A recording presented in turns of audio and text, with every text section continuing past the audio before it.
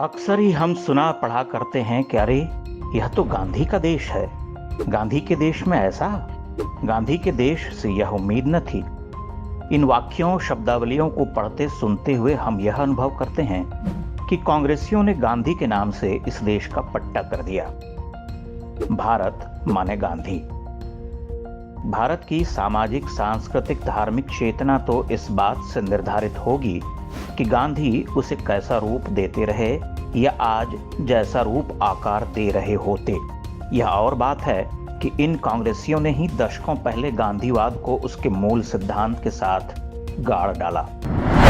बहरहाल मूल बात यह कि गांधी का देश है वाले मानते हैं कि 10,000 वर्ष के प्रामाणिक इतिहास ग्रंथों, पुराणों, वाचिक परंपराओं, श्रुति स्मृतियों में जीवंत हमारे सैकड़ों महापुरुष तो बस यूं ही थे। उनका कोई स्थान ही कहाँ है? उनके जीवन दर्शन का क्या मोल?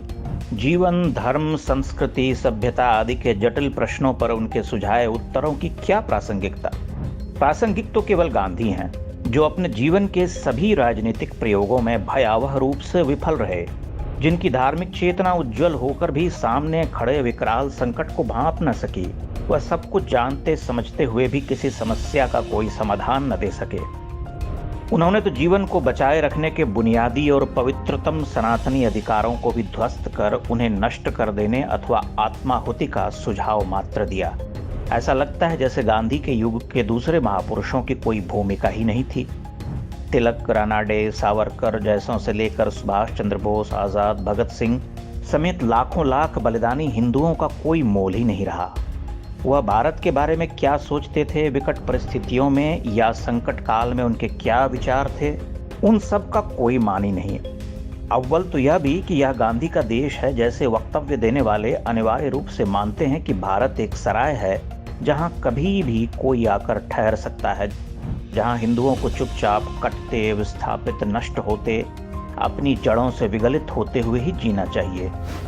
जिस क्षण हिंदू प्रतिकार करे, अपनी पुरखों की एकमात्र भूमि को बचाए रखने के लिए किसी विकराल सांप्रदायिक शक्ति का विरोध करे, उसी क्षण वह सांप्रदायिक या बर्बाद हो जाता है। उसके भीतर का गांधी मर जाता है। गोया उसके भीतर राम, कृष्ण, हनुमान, चंद्रगुप्त मौर्य, स्कंदगुप्त, बप्पा रावल, आदिशंकर, रामानुज, सुहेल देव, महाराणा, तुलसी, शिवाजी, लचित बरफुकन, बाजीराव पेशवा, लक्ष्मीबाई आदि कभी रहे ही नहीं।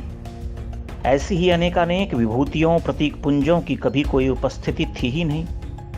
आश्चर्य यह कि जब इस उपमहाद्वीप के विभिन्न प्रांतों, क्षेत्रों में हिंदू उत्पीड़न, उनका दलन, बलात्कार, धर्मांतरण होता है, तब ये गांधीवादी चुप रहते हैं। तब तो यह अनिवार्य, अपरिहार्य रूप से अवश्य ही गांधी का देश रहा होता है। भला अपने ही देश में रहकर उसका अंग छेदन करने वालों, हिंदुओं को प्रताड़ित करने वालों पर गांधी कैसे बोलें? गांधीवादी तो तभी बोलते हैं जब अफगानिस्तान में भाईजान ही भाईजान को मारते हैं और मार खाकर भारत में घुसने को बेताब भाईजानों के लिए गांधीवादियों की छाती में दूध उमड़ाता है।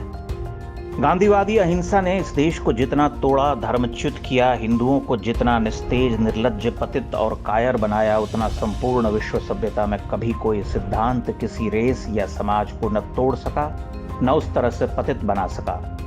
गांधी ने तो प्रतिकार की स्वतःस्फूर्त भावना या प्राण रक्षा के पवित्रतम अधिकारों का ही दलन कर दिया। इसलिए यह गांधी का देश है तो होगा, पर उससे बहुत पहले यह राम का देश है।